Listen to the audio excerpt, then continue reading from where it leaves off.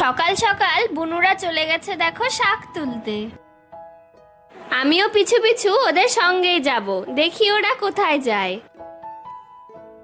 আমাদের বাড়ির পাশে একটা খোলা মাঠ রয়েছে, আর এখানেই অনেক সেঞ্চির শাক পাওয়া যায়। গ্রামগঞ্জে এই শাকটা অনেকেই খেয়ে থাকে। ওই তোরা কি করছিস রে? আমরা শাক তুলছি। আমরা শাক দিয়ে ভাত রান্না করব। আমরা শাক তুলছি, আজকে শাক ভাত রান্না হবে। দেখো কতগুলো শাক তুলে ফেলেছে বুনুরা। তোরা তো অনেক শাক তুলেছিস রে, আমিও কয়েকটা তুলে দিতাম।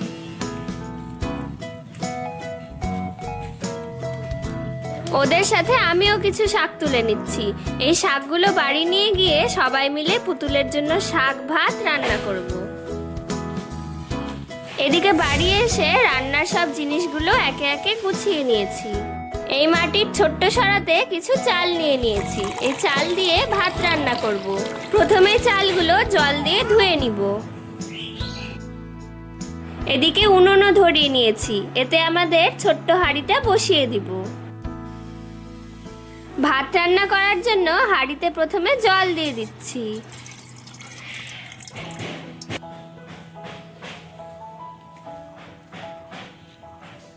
দিদি শাকগুলো কেটে নে। হ্যাঁ দাঁড়া, চালগুলো আগে ছেড়ে দিই, তারপরে শাকটা কাটবো। জল গরম হয়ে যাওয়ার পর চালগুলো হাঁড়িতে ছেড়ে দিব, তারপর লেগে পড়বো শাক কাটতে।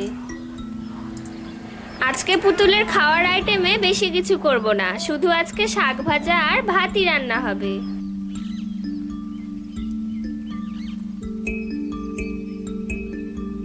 চালগুলো ছাড়া হয়ে গেলে হাঁড়িটা একটা ঢাকনা দিয়ে ঢেকে রাখবো। আমাদের পুতুলের ছোট্ট বটিতে শাকগুলো ধীরে ধীরে কেটে নিব।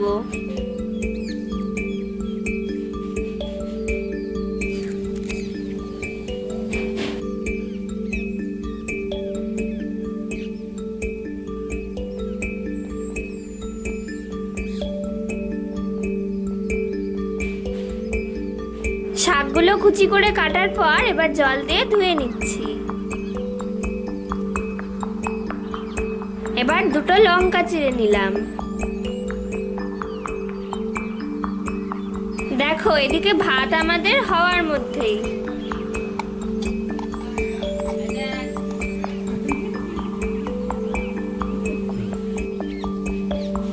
এবার হাঁড়িটাকে নামিয়ে নিয়ে ধীরে ধীরে ভাতের মাড় গেলে নিতে হবে।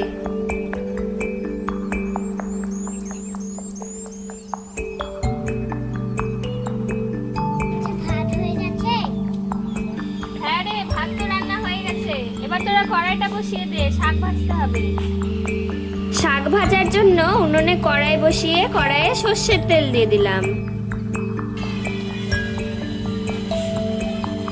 এবার কাঁচা লঙ্কাগুলো তেলে ছেড়ে দিব। তারপর কড়াইয়ে শাকগুলোকেও দিয়ে দিলাম।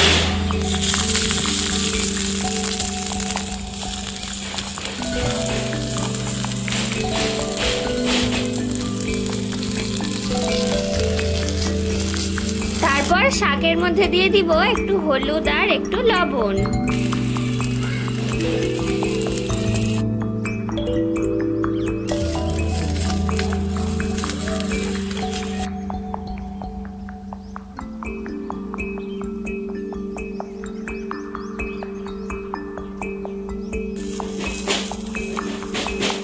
দেখো শাক প্রায় হওয়ার মধ্যেই। এরপর ঝটপট শাকটাকেও নামিয়ে নিব।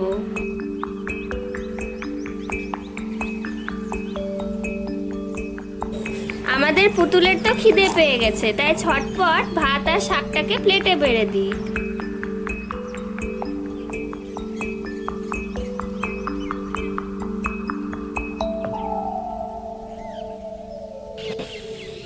ভাতের ওপরে একটা কাঁচা লঙ্কা আর একটু লবণ ছিটিয়ে দিয়ে একটু সর্ষের তেলও দিয়ে দিলাম।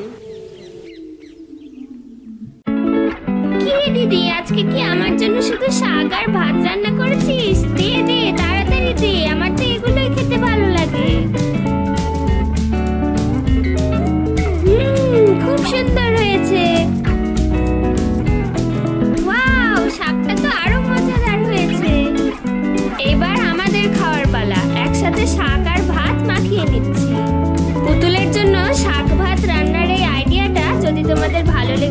তাহলে একটা লাইক করে দিও।